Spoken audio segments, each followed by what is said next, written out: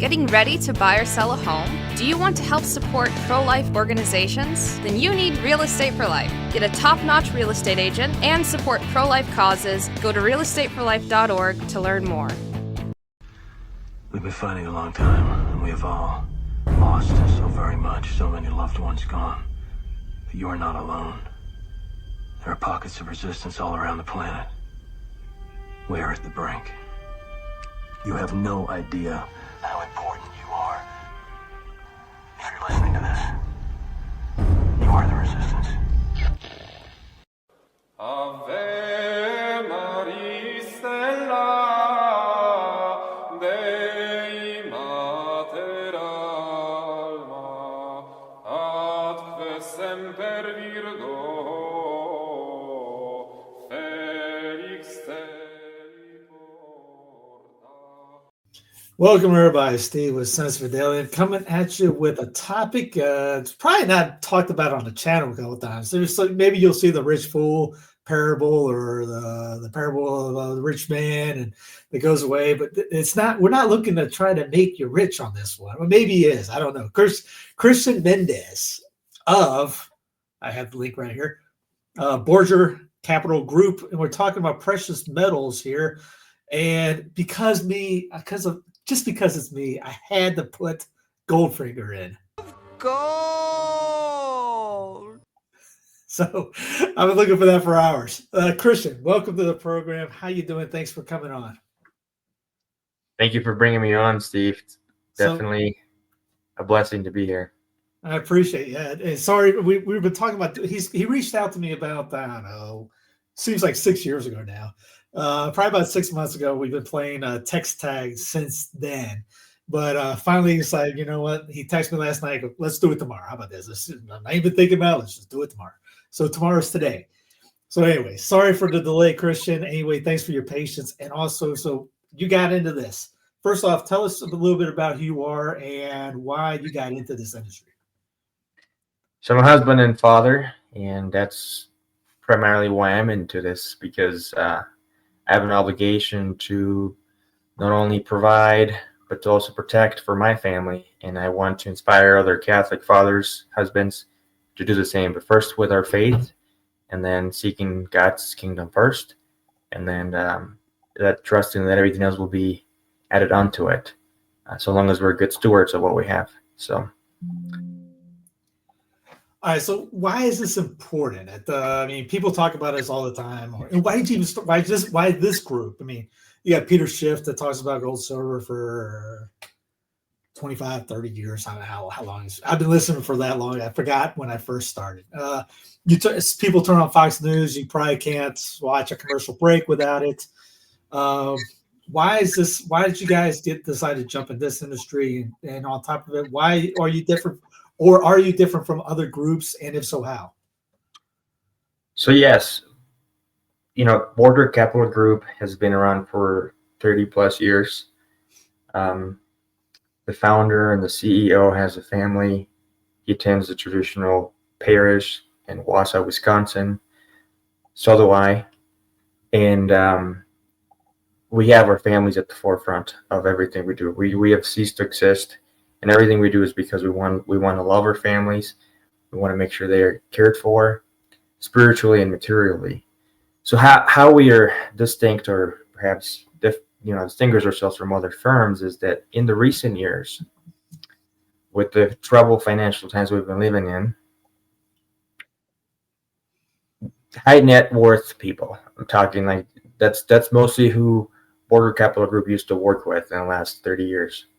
But in the recent years, those accredited, high net worth people, they're all shifting their gears from just the bonds and the stocks and all these good jazz to wanting to hold substantial amounts of gold and silver. And so that kind of sparked some kind of, it made us suspicious of what was going on. Because, of course, children of this world are a lot better at things of the world than us, the children of light. And we came across a resource called The Great Taking. It's a book written by David Webb. And I'll get into it in a little bit. But we want we want to make available to Catholic families assets that cannot be taken away, that can preserve our wealth that God's blessed us with generationally, that will be a good hedge against inflation, and that above everything, allow us to also support our communities and our churches, especially during the complete restoration, that's to come. Our Lady of Good Success said, "When everything will seem lost and paralyzed, that'll be the beginning of my complete restoration, the happy beginning of my complete restoration." And too many gold and silver dealers, they focus too much on we are doomed, the world is collapsing. They poke on your fear and they want to get you to buy as much as, gold and silver as you can, which is really good for them. But we actually want you to do it prudently and diversify what you have, and to be aware of what the deep state is actually doing, what the feds are doing. And there's all the information that I want to cover on this interview. But keeping God first and above everything, because like we learned last week during the How Not to Burn in Hell with the Rich Man sermon, whatever we have should lead us to God. And the only reason God's blessed us and provided for us is so that we can pray well, so we can be sustained and pray well and worship well. Everything else will be secondary to it. So, and if we have any excess, any additional wealth, then we should use that to be able to help other people pray well. I know of people that are really successful that are Catholic, that whatever excess they have, they give it to the church, or they use it to help build churches, build schools, support monasteries. I have a sister-in-law of mine who is a Carmelite in Fairfield, Pennsylvania, and God bless her soul. I mean, they need not only the financial support, but the spiritual prayers and penance and all sacrifices we could offer for them, because they're really the heart. They're really the heart of the church. I'll play the commercial you guys sent me long ago, and my computer's running a wee bit slow, so I'm going to talk just a wee bit slower, so the computer will let me do what I want to do right now. But here it is right here. The world is not your home. Sin, chaos, corruption. The devil is doing his best to destroy your family. As fathers, we're called to pray, protect, and provide for our families. During times of economic uncertainty, spiritual warfare, and political instability, we need real assets to protect our wealth. Midwest Precious Metals. Roll over your IRA today. Now you got the name change. Sorry, it's an older commercial, but still the links will be underneath in the show notes. Yeah. So Midwest Precious Metals is how we started. We wanted to have a smaller group that only focused on precious metals. However, there's the Midwest Precious Exchange, and that name can get confusing for a lot of people. So we're just going to use Borger Capital Group and just use the main company to help people, Catholic families, get access to gold and silver at reasonable rates, supporting a Catholic business. So, for somebody that's, I don't know, the normal Joe, I guess you could say, and I told you off camera, I'm kind of one of them. I know of the, basics, gold and silver. Like I said, I listen to Peter Schiff talk about I could get you around like Bitcoin. If someone, had me on the street, I could do apologetics for any of it. But I mean, the only thing I know is, I could do stuff about why we shouldn't do digital currency, which is coming out, the central bank digital currency, CBDCs, and warning about stuff like that. But so tell the layman, just the common person, why should even this be a thought on the radar? How can this help somebody in inflation time periods? The dollar is going down the toilet. You see it all the time. The interest rates going up, and again, the warnings of CBDC, things like that. Why is this an important thing? So I'm just going to use the financial expert that has 20 plus years of investigation into the why. Mm-hmm. He was a hedge fund and public equity manager at Wall Street, who got to visit every single financial firm in New York City, He saw firsthand how the Fed manages our financial system. You know, David Webb, he's the author of the book, The Great Taking.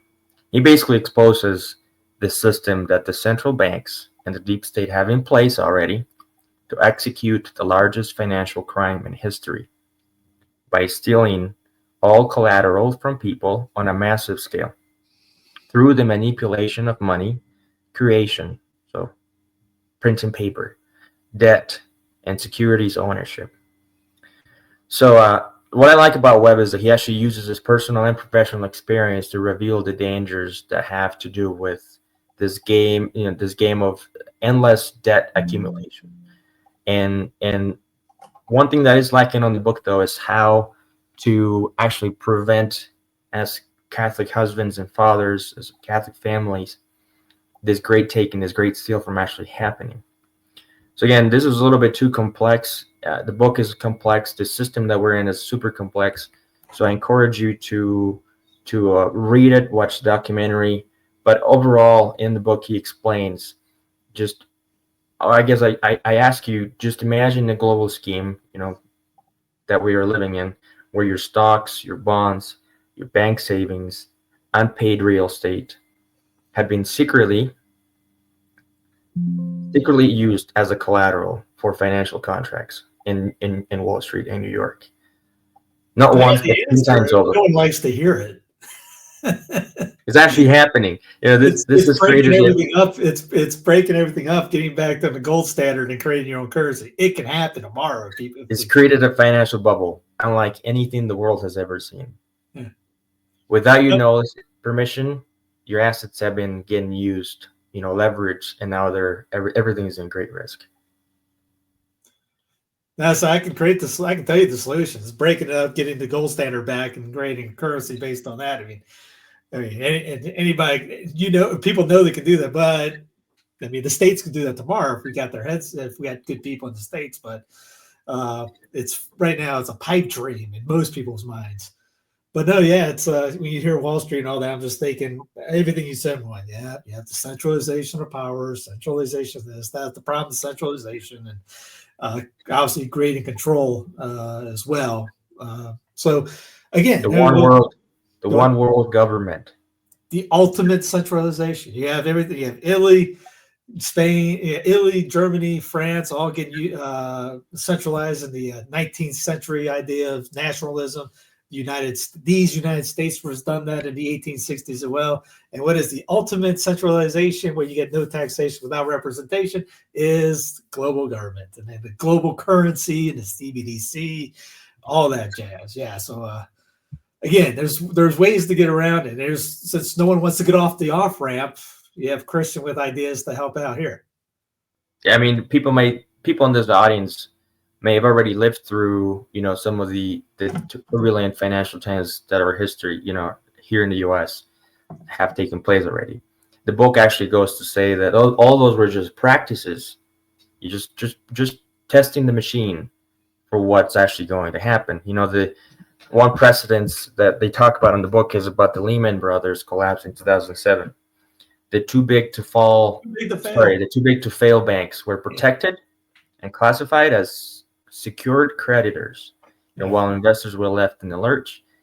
Webb's research actually highlights that this ongoing risk is basically emphasizing the need for legal reforms to protect individual investors, and those legal reforms have been already done, but against us. There's stuff that happened in 2006. Let me just find the actual explanation here. Let's see. So 2006 was in Canada, the Securities Transfer Act. And then in 1994, there's a revision done in the United States in Article 8 of the Uniform Commercial Code, and later adopted by the European Union. So what they actually did is they put all the legal language, everything in place, so that our assets could be used as collateral for their financial betting, for their speculation, and protect the elites, protect the banks, as opposed to protect us in the event of a collapse. So Previously, investors directly owned their stocks and bonds, but the new legislation introduced a concept known as securities entitlements. This legal construct means that when you buy stocks or bonds, you do not actually hold the physical securities. Instead, you have a contractual right to the securities, and these are held by the financial intermediary, in this case, the bank or the brokerage firm. So those are the people that will get wealthier and will be robbed of everything. Under the system, your ownership is going to be just purely an entitlement. And while these arrangements streamlines worldwide, it says here that in the event of a systemic financial collapse, the financial intermediaries, the secured creditors, primarily large banks, have legal priority over your securities, over your assets. This means that the creditors can claim the securities to satisfy their needs and their debts, leaving individual persons and families like you and I with just a residual of what remains, or perhaps even nothing. So that's what the book is about. And there's 3 strategies that we can use to protect ourselves and our families. Number 1 is to eliminate all debt, as much of it as possible. So we are not connected by in any capacity to the banks, and any of the secured creditors. So paying off our homes, or whatever debts we have, being 100% owners of what we have. And then another strategy would be to actually work for a debt-free business, or to have one, that is debt-free. So the focus is just actually on let's just own stuff, just have hard assets, tangible assets like our homes, like gold and silver, like a business, land that is debt-free. And that is what we want to be able to help families do. Again, investing in gold, income-producing assets like hard assets like farmland, private real estate can also help. These are assets that are less likely to be seized initially and can provide a solid foundation for preserving our wealth. And going back to the rich man sermon from last week, preserve the wealth, not so that we become atheists and not trust in God's providence for us, but so that we can pray well. Because I wonder what's going to happen with those, leaders of homes who chase dollars over God always, and now all of a sudden dollars are gone, and they never had God to begin with. I think it could be catastrophic. And it's important to take a step back and be like, okay, we have this opportunity to take a leap of faith and preserve what God's blessed us with. But we got to also be doing our due diligence as far as attaining the greatest good, which is God in our souls, with a habit of prayer, daily prayer, mental prayer, and actually fixing our minds and our hearts in God alone, and trusting that He'll take care of us. But again, we do God's will. We do God's will when our reason is enlightened by faith. And I'm presenting you with the reasons, and I'm presenting you with how these reasons are enlightened by our faith. And when we move our wills, being motivated by charity. So reason enlightened by faith, and wills motivated by charity.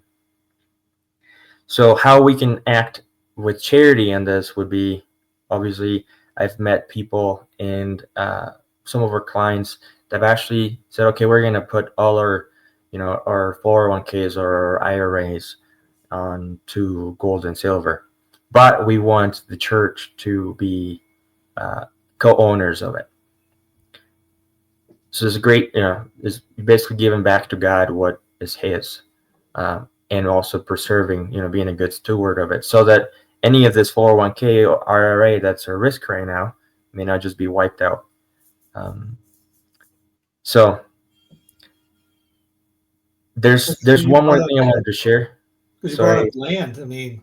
If you're not familiar with what's going on in the mountains here, people are having their land taken from them pretty much because they said, oh, you can't even put a house on your little temp house on your property because it's a flood zone. They can't do anything with their own property now. And now these are people that are used to the mountains, and they are, even though most of them are Protestants, and they do have a prayer life in a sense, and they do look at God's will and things like that. Again, not saying that, hey, the Protestants, great, yeah. No, it's the mindset of the people in a sense. But yeah, in the time you see this going on even now, I mean, if you don't know about X payments, imagine having everything kind of like a CBDC in a sense, an Elon version. And what if you get banned off Twitter? Can you use that money for that? These are people don't know. Maybe a lot of people don't even know that little X thing they're planning on going out. But again, you get back to the gold and silver. That's not controllable. Hence why they had to get rid of it. I know a lot of people may be wondering, so, what about private portfolio managers? So that's another thing that we specialize in, and that have, most of our experience with Border Capital Group has been the last 30 years. You can stop relying on the bank and a brokerage firm to manage your portfolios. You can detach from them, and you can find private portfolio managers that will have those stocks and bonds held in trust through a custodial relationship with, private portfolio managers like us as well. And there's Catholic ones that actually will defund, Planned Parenthood. There's several other Catholic financial experts that I know of that are actively and proactively working on trying to stop this great taking. There's actually a Catholic bank that I don't know if you're aware of, Steve, in Kentucky, that recently started. And this was started because the CEO also read the book, The Great Taking. And he said, I actually want to do what banks are supposed to do, that is to create wealth with the people and not create wealth off the people, from the people. He wants to be able to issue 0% loans to businesses. He's currently already building relationships with, I think, going to get to 100 businesses this year. An amazing Catholic, truly Catholic institution. What bank is this? It's called Tridentine Financial. If you go tridfi.com, TRIDFI.com, they want to support the working family, through their business first, because right now there's a lot of bureaucracy to get through here to get something like that established properly. But right now they're able to work with payment processing for for small businesses. They can do all the payment processing. As you go through that exercise with them, they'll be able to see, how well the business is doing, and they'll be able to give you a loan eventually, 0% for your business. So if you have a business that has a lot of, payments, and you needs a payment processing service, they can provide that. And the way they're going to remain profitable as a business is by offering services, by actually doing the work, which will keep them profitable as a business, and not by committing the sin of usury.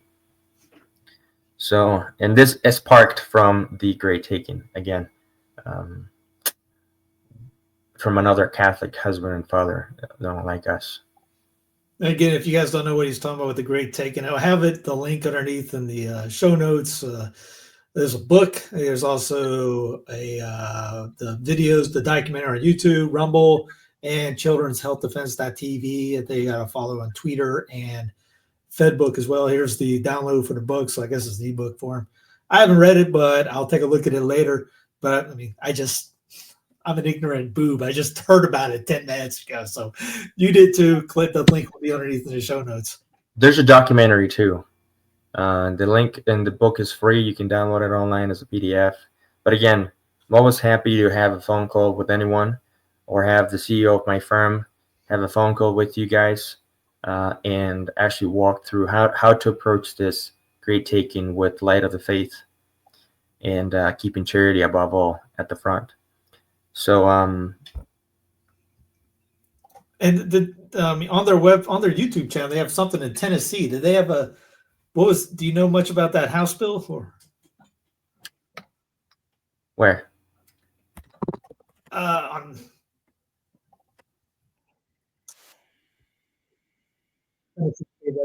Oh, the Great Tegan? Uh-huh. I have not seen that one. No.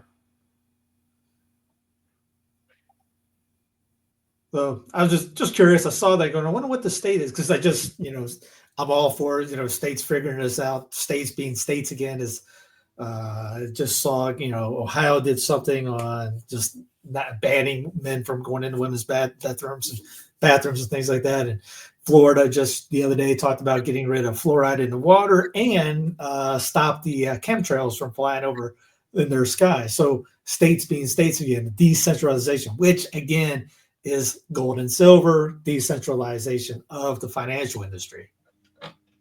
So one of the things that's kind of remarkable here when you're trying to take control again over your wealth is that the financial brokerage firm or whatever institution is managing right now your assets, your 401ks or whatever, if it's already tied to these Great Taking, they're going to give you a heck of a hard time, super hard time, trying to get your assets back to your possession and your control. That's been an experience I've had. We've had to wait for like weeks, months for them to actually give the permission for you to take control and possession of your assets. The banks will do the same. You're like, oh, I want to wire 50,000 or whatever dollars over. They're going to be like, what are you doing? You're getting scammed. Like, we don't have all that money right now. You just go to the bank and ask them for all your savings, and they won't have all of them. The contrast here is with the gold and the silver, and that actually works practically speaking, is you can have a actual depository account. Think of it like a locker room with your name on it that only holds your assets, just your gold and your silver in it. No one else's. It's not commingled. It's one of the services we offer. And you can get it liquefied. You can cash it, within a week at most, in the event you needed it. And it's protected from inflation, from any turbulence that we may see. We don't know yet what's to come.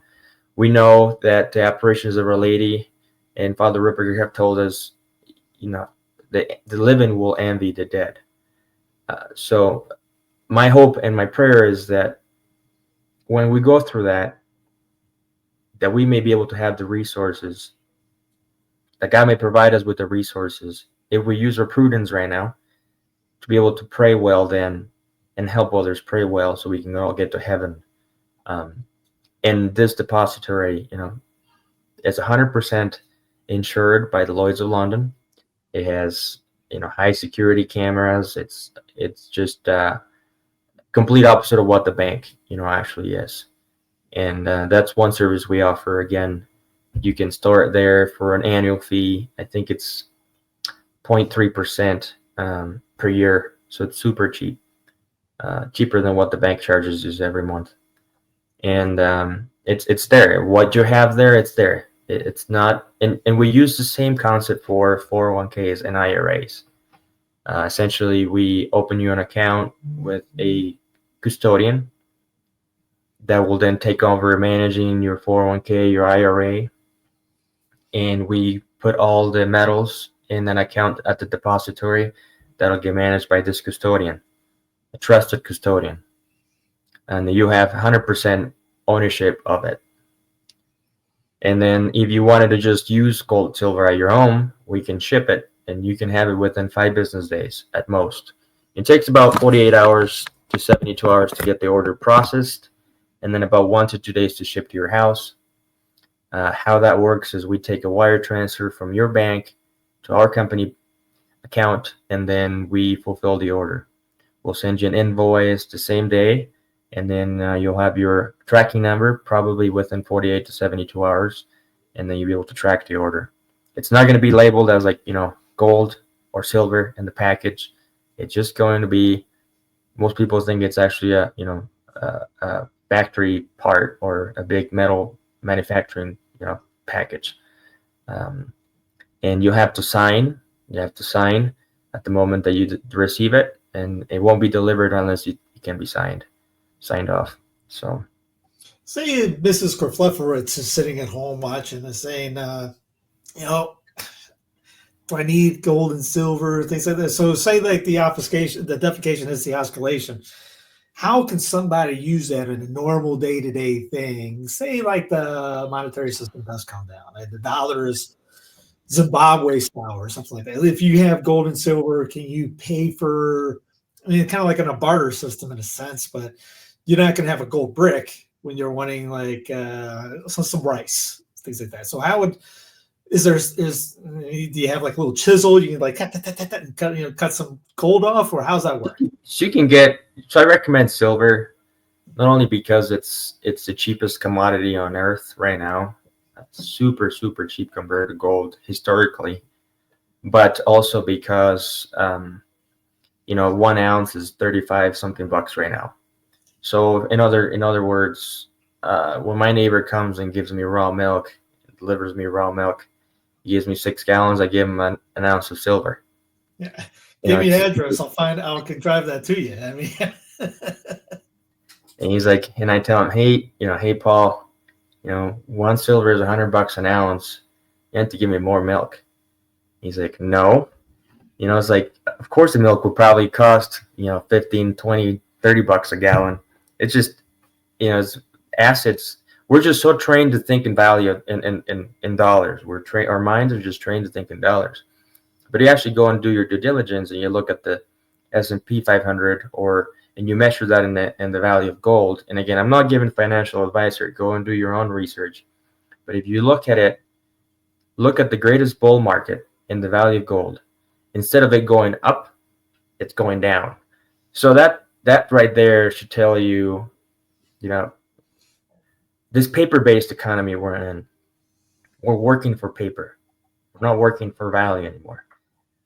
We think that we make more dollars, but we're actually earning less. My in-laws and my parents, they bought a house 40, 50 years ago. Then now it's worth 5, 6 times more, right? They spent a fifth of what I spent on my house, yet the wages never went up a fifth, 5 times of what they were making comparable. And we're just enslaved to this paper-based economy, unlimited paper creation economy, that the more they print, the more the Feds can manipulate the system, and then basically just manipulate the stock market. As opposed to if you've actually had a back in gold, if it was a gold-backed economy, it would be completely different. Can you explain to anybody about like the Bitcoin to gold argument? Because I think I saw something about as a shift. Peter does not like Bitcoin at all, and it's kind of like a stepping stone to CBDC in a sense. It's the how would you say is the cute guy in the room, cute girl in the room, whichever gender you are at this time. It's the hot topic. Everyone likes that one, and gold's kind of like the old fuddy duddy sitting in the corner. It's like the new quarterback on your team. You got the hot brash one, and you got the old guy that is going to win, and it's not flashy in a sense, but gets the job done. So is there kind of like a fight going on between the two? Yes, there's a fight going between the two, and there's too much of an obsession with Bitcoin right now. I don't know that, I don't know enough about everything that has to do with Bitcoin, but one similarity between Bitcoin and gold and where people are in love with Bitcoin is because there's only a limited amount of Bitcoin that you can get your hands on. And the more people get their hands on it, the more it goes up in value. It's the same thing with gold, and the same thing with silver. Silver is more disposable. It's used for manufacturing, and therefore there's less and less and less of it every time. Therefore, once people realize that there's barely any silver left, and now it's $100, $150 an ounce, if people would have wished they also had invested some of their assets in silver and gold. Now, with Bitcoin, one thing I like about it is, and I'm not against it. One thing I like about it is how portable it is. I'm from Ecuador, South America, but I know there's already countries outside the U.S. that you can just take your Bitcoin with you with no regulation, and that is attractive. While I wouldn't put everything I have on Bitcoin, I would also like to have something like hard, tangible. There's something about faith, right? Like one example I like to use is from Mother Superior out there in Fairfield, Pennsylvania. They wanted to build a stone building, right? They wanted to build a stone building. So, and the reason that was important to them is because for a novice who was going through their formation, it was important for them that for their interior life, if that building looked like stone, then it better be stone. It couldn't just be an appearance of something. So they're actually, building a stone monastery. And I think that has a lot to say also to the society, the culture that we live in. We have money that looks like money, but we can't touch it. It's probably good, and we have paper money too. It's probably good to actually have something that actually is money, like real money, like gold and silver, something tangible. Probably speaks to the same analogy that Mother was using for how she wanted to build her monastery. Mm-hmm. So, where's a good way for people to contact you with questions, orders, whatever is needed? Is there, you got on the website, you got a business card, put it underneath in the show notes, email address, whatever what's the best way? So we have a website. It's called barter-friendly.com, and we have a specific link for Census Fidelium there that you can put that will be in the description of this video. But you can also call my number, our business number. Myself and my brothers, so Christian and Joseph, we are the consultants for the firm, and we'll be happy to have an initial discovery call with you. Keep in mind, you'll be supporting a Catholic business once again, and because we're Catholics, we are, we want to use what God's blessed us with to help our families pray well, to help our churches, and that's one of the biggest things that. The biggest focus of our firm is to help Catholic families and to help those around us so they can pray well and worship God well. And so that's one genuine aspect about our firm. There's our number right there on the screen, 715-804-1485. I'd be more than happy to just do a quick free consultation discovery phone call with anyone and tell you more about what I'm up to. I've been married for long enough to have 3 kids.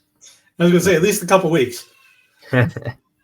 Yeah, I'm a young father and a husband, but I want the best for my family, the best being heaven.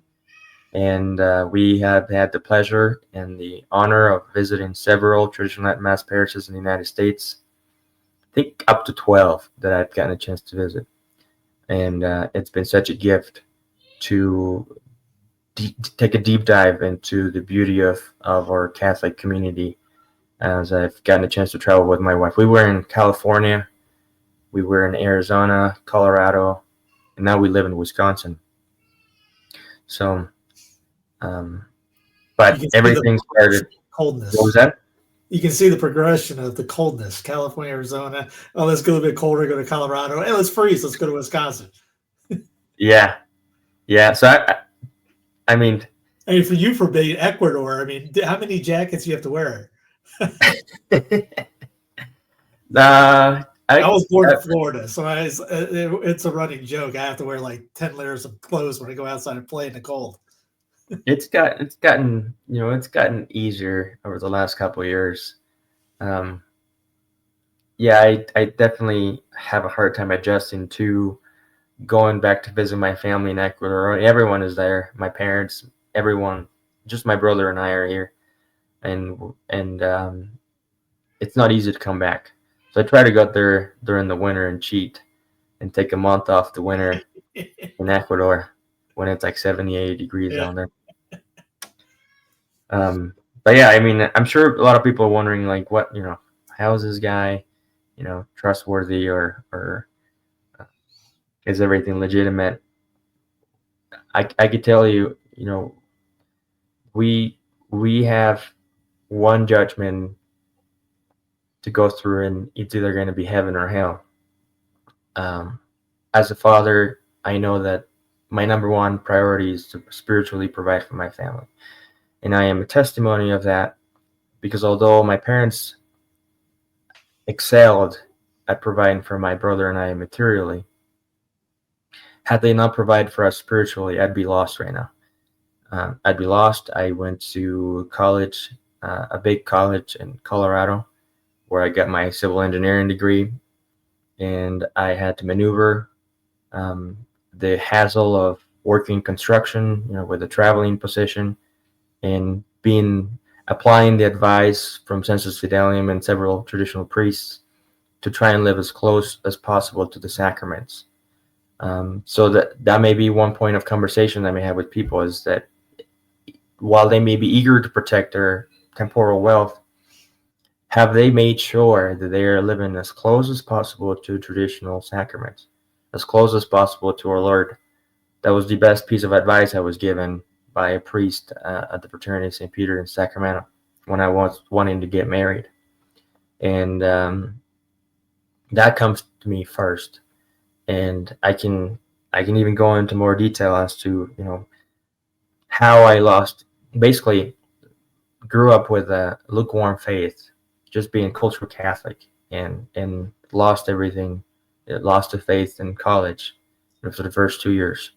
And then by the grace of God, I was invited by just a random Catholic girl from my hallway, and at the residence hall, like, why don't you come to mass with us, Christian, today? And that must have been my dad's prayer. I know my dad was praying at that time because his business was struggling, and had he not prayed for me, I wouldn't know where I am today. And that is the most important gift that fathers, husbands, mothers, wives can give to their children, is to pray for them so they may receive the graces to attain, heaven.